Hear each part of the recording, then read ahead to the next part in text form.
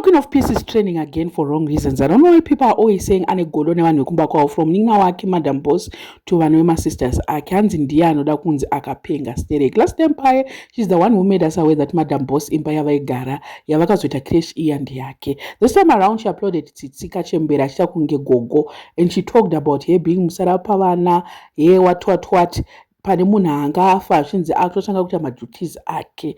So ipapo people saw a post yake ndobva vamubvunza kuti iwe wai uri kunyadzisa mwana wako kudai, so wai uri kuuploada mwana wako achinge chembere, isi toziva kuti mwana wako anogara achingoita zvemakeup achiita sei.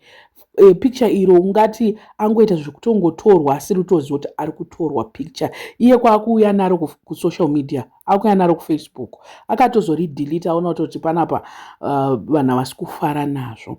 Let me just read post yandaona. Hanzi Fungai ane godo nehama dzake hadi kutidzirire kudarika iye, ndosaka akamboyanika dirty linen yaTyra pajekerere, low-key dissing her and creating a platform for her to be bashed in the name of ndiri kutobatsira mwana wamai vangu. Apa she posted Tsitsi ari kunhamo achida kuti aitwe party, manje comment section yabva yamira naTsitsi. She then went on to post yene maghost ake, comment section nobva yamujamukira too bad. Une moyo wakaipa Fungai, Tyra haudi kuti arire kudarika iwe. Tsitsi waifunga kuti achatambura since waingomuvharira mukana. Waifunga kuti iwe ukamunyima help yekuti auye kuchando okuenda kuma-cruise ships achakwangaya. Manje Mwari vakabva vapwanya madziro nezai, iwe Sandi wakangoti wavavava.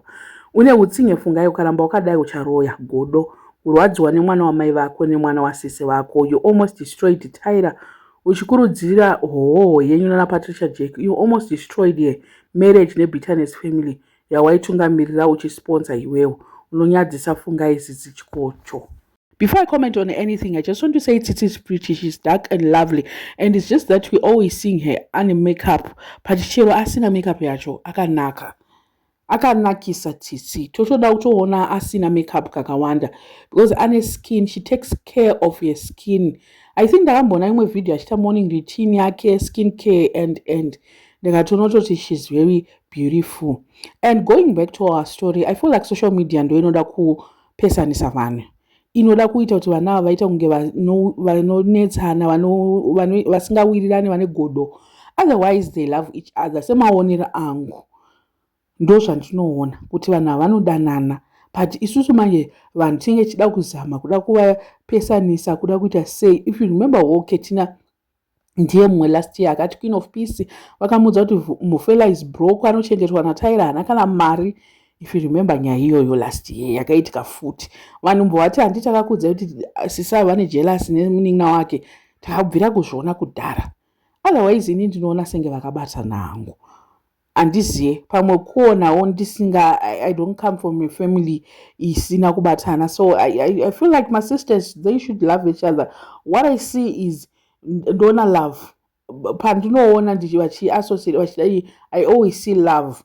It's so difficult for me, I think, kuti ndione kuti pane kakunetsana kakuita sei.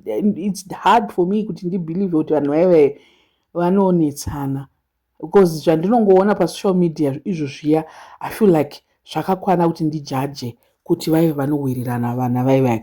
So hanzi nevanhu Queen of Peace vane jealous naMadam Boss. Asi tinenge tambozviona sei? Chii chatinenge tambonyatsoona? Munoonei chinganzi musikana we anganzi sure ane jealous? Tsitsi wacho, she uses too much filters. Ndoda kumbotaurawo nyaya yekuti mafilter ngaaregere kushandisa mafilter akawanda, onai vanhu vanozovhunduka. Chero akanaka vanhu vamanje vanozoona a different person. Ngaite tone down mafilter ake. Zvimwe zvacho yes makeup yakanaka akafitwa natural beauty, but filter rimwe rinozonyanyawo. So I think kuti it's a lesson yake, or she's learning, or it's a learning curve for her. Mazuano iye anga asingaposti Tyra, minoti changa chitika.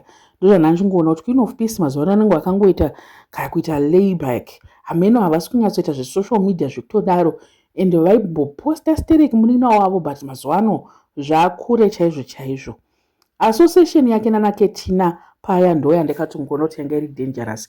At least akabva asiyana nazvo zvigore, akuita zvake chete, akungoita life yake, and munina wake achada kumo-involva munyaya dzakawanda, because the moment yai-involva Tyra kana kuda kumusupporta zvaibva zvaita fuel up vamwe vanhu kuti vaatake Tyra.